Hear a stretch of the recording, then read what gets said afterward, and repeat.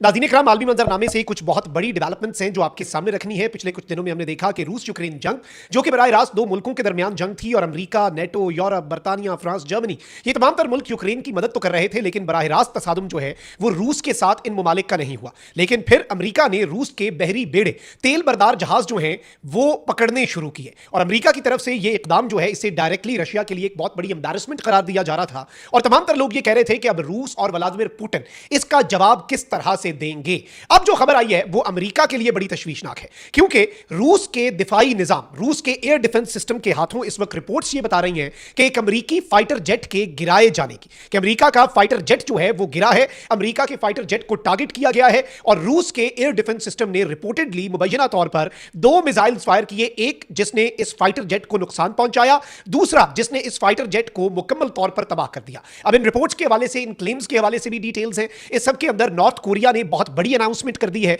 क्योंकि unfortunately but the world is now moving towards a direct confrontation. जो चीज हमें नजर आ रही है, जो चीज हमें समझ आ रही है, वो यही है कि अब आलमी ताकतें, बड़ी ताकतें और अहम तरीन मुल्क जो हैं वो एक दूसरे के साथ बराह रास्त कशीदगी की तरफ बढ़ रहे हैं। एक जानिब मशरिक़ वुस्ता हाई अलर्ट पे है, दूसरी तरफ अब जो ग्रीनलैंड का मामला है उसमें अमेरिका अपने यूरोपीय इत्तेहादियों के खिलाफ आकर खड़ा हो गया। डेनमार्क कह रहा है कि भाई हम लड़ेंगे, हम बिल्कुल, चाहे हमें एटमी हमले की अमेरिका ने धमकी दे दी, हम सरेंडर नहीं करेंगे और हम गोली पहले चलाएंगे, सोचेंगे बाद में। डेनमार्क जैसा मुल्क भी अब अमेरिका को यह बात कर रहा है और अब यूरोप जो है वो एक डायलेमा में चला गया है। और क्या रूस जो है वो इस सूरत हाल का, रूस और चाइना फायदा उठाएंगे कि अब वेस्टर्न अलायंसेस जो हैं उनके आपस में फड्डे पड़ रहे हैं। ये सारी डिटेल्स इस पूरे मंजरनामे का जरा इहाता करते हैं। लेकिन वही बात जो इससे पहले आपके सामने कुछ ब्लॉग्स में रखी कि हमारे चैनल को भारत, अफगानिस्तान और पाकिस्तान मुखालिफ मुतअद्दिद अकाउंट्स की तरफ से रिपोर्ट किया जा रहा है। इस रिपोर्टिंग का असर जाहिर करना आपके हाथ में है। इस वीडियो को लाइक करें, एक के बजाय ज्यादा से ज्यादा कमेंट्स करें और अगर हो सके तो इस वीडियो को आपने मुख्तलिफ व्हाट्सएप ग्रुप्स के अंदर शेयर भी करना है। नाज़रीन इकराम, in the past few days हमने देखा कि वेनेजुएला में जो हुआ वो रशिया और चाइना के इंटरेस्ट्स जो हैं वेनेजुएला में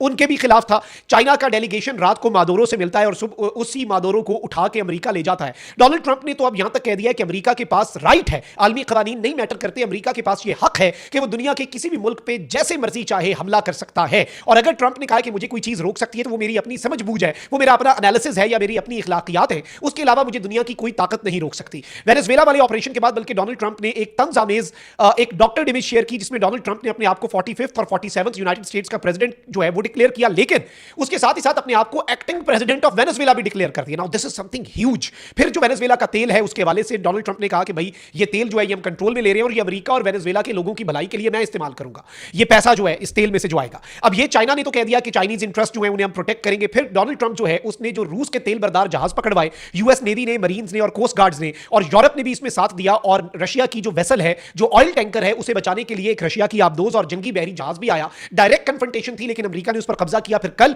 अमेरिका ने जो 5वां टैंकर है वो भी पकड़ लिया। 5 टैंकर जो हैं वो रशिया लिंक्ड वेनेजुएला के तेल के हवाले से वो अमेरिका पकड़ चुका है। और उसके बाद व्लादिमीर पुतिन जंगी और अपनी फौजी वर्दी, कॉम्बैट यूनिफॉर्म पहनकर आता है और कहता है कि अब जंग होगी। फिर यूक्रेन के ऊपर ऑर्शरिक मिसाइल्स जो हैं वो चलाए जाते हैं और पूरा वेस्टर्न मीडिया हिल जाता है कि भाई ये न्यूक्लियर कैपेबल मिसाइल्स हैं जो कि ये चला रहे हैं। लेकिन बात वो ये है कि अमेरिका ने डायरेक्टली रशिया को चोट पहुंचाई। अमेरिका ने व्लादिमीर पुतिन की जो ईगो है उसके ऊपर भी एक वार किया कि भाई रशिया के जो फाइटर जेट्स हैं,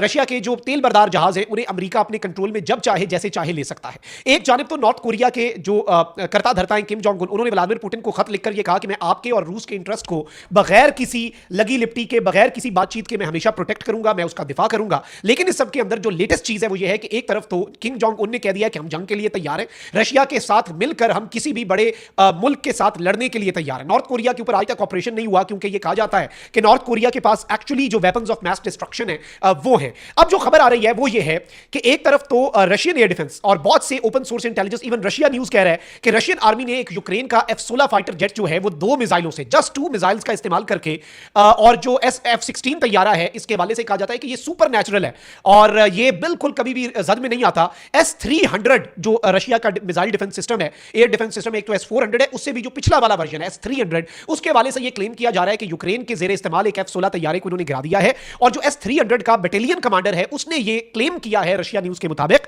that this fighter jet is the most exciting target for us. ये फाइटर जेट जो है ये हमारे लिए सबसे दिलचस्प टारगेट था। The first missile inflicted damage, हमारे पहले मिसाइल ने इसे डैमेज किया, and the second finished off the plane, और हमारे दूसरे मिसाइल ने इस जहाज को मुकम्मल तौर पर खत्म कर दिया। It goes down like any other target, यानी ये किसी भी और टारगेट की तरह ये जमीन बोस हो गया, इसे हमने तबाह कर दिया। फिर साइलेंसर्स जो है वो कह रहे हैं कि Russian air defence system S-300 has reportedly shot down a US made F-16 jet. फिर इसके साथ ही साथ नाज़रीन इकराम, इवन मैं आपको ये बता दूं कि इस डेवलपमेंट डेवलपमेंट को जिस तरह से देखा जा रहा है, देखिए मुल्क जो होते हैं ना वो अपनी टेक्नोलॉजी को लेकर भी बड़े सेंसिटिव होते हैं, और कुछ खास टेक्नोलॉजीज होती हैं और हथियारों की टेक्नोलॉजीज जो हैं उनमें मुल्क उनको लेकर बड़े सेंसिटिव होते हैं, और जंग एक दूसरे पर बराह रास्त बमबारी की नहीं होती बल्कि साइबर स्ट्राइक्स भी होती हैं, हथियारों में सलाहियत के मैदान में भी होती है, जैसे वेस्ट वर्सेस चाइनीज टेक्नोलॉजी का जो हमने एक मजर है वो पाक भारत जंग में देख लिया।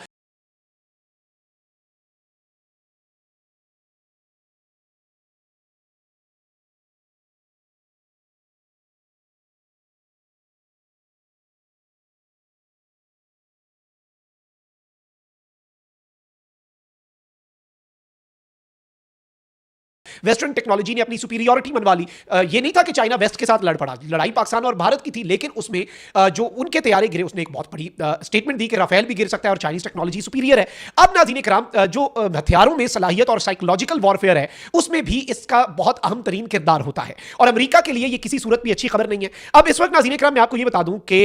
मुख्तलिफ ground based air defence systems जो हैं वो तारीख में जो F-16 तैयारा है उसका बड़ा रेयर ऐसे वाक़े आते हैं, क्योंकि तकरीबन बहुत से ममालिक के पास ये F-16 तैयारा है। एक तो ऑपरेशन डेजर्ट स्टॉर्म जो है उसमें 1991 में हमने देखा कि F-16 तैयारा गिराया गया, फिर बोस्निया की वॉर के अंदर जो F-16 तैयारा है वो गिरा, फिर ऑपरेशन अलाइड फोर्सेस जो है यूगोस्लाविया के अंदर जो नेटो फोर्सेस का था उसके अंदर F-16 तैयारा जो है उसके वाले से ये बात आई, फिर इसराइल सीरिया कॉन्फ्लिक्ट जो है उसके वाले से भी क्लेम्स आए। लेकिन जो रीसेंट कॉन्टेक्स्ट है रशिया यूक्रेन जंग, उसके वाले से ये बताया जा रहा है नाज़रीन कराम कि अगस्त 2024 में यूक्रेन ने अपना पहला F-16 तैयारा गंवाया था, और उसके बाद जनवरी 2026 यानी कि अब ये रिपोर्ट्स आ रही हैं और सोर्सेस क्लेम कर रहे हैं कि S-300 सिस्टम जो है उसने F-16 तैयारा 2 मिसाइलों का इस्तेमाल करके जो है वो गिराया है। इन ऐसे क्लेम्स को वैसे यूजुअली यूक्रेनियन साइड जो है वो डिसइंफॉर्मेशन और मिस इन्फॉर्मेशन करार देती है, इसलिए हम ये डिस्क्लेमर साथ दे रहे हैं कि ये रशिया का क्लेम है, और इस क्लेम को बहुत ज्यादा अहमियत की निगाह से देखा जा रहा है। इसके साथ ही साथ अब किम जोंग उन जो है उसने लगी लिपटी के बगैर एक स्टेटमेंट दिया, उसने कहा कि if NATO directly confronts Russia our security pact will be activated, यानी अगर नेटो रशिया के साथ डायरेक्ट इन्वॉल्व होता है तो हमारा सिक्योरिटी पैक्ट एक्टिवेट हो जाएगा, और नॉर्थ कोरिया पर हमला उसे तस्वुर करके हमें जो समझ लगी जो बटन हमने दबाने हुए वो हम दबा देंगे। तो अब एक तरफ तो चाइना साइलेंटली और नॉर्थ कोरिया खुलकर रशिया के साथ खड़ा हो चुका है, और यूं लग रहा है कि सफ बंदियां हो रही हैं एक बड़ी जंग की तरफ, और ये एक अहम तरीन डेवलपमेंट थी जो आपके सामने रखना जरूरी थी। अपना बहुत ख्याल रखिए। निगमान पाकिस्तान से।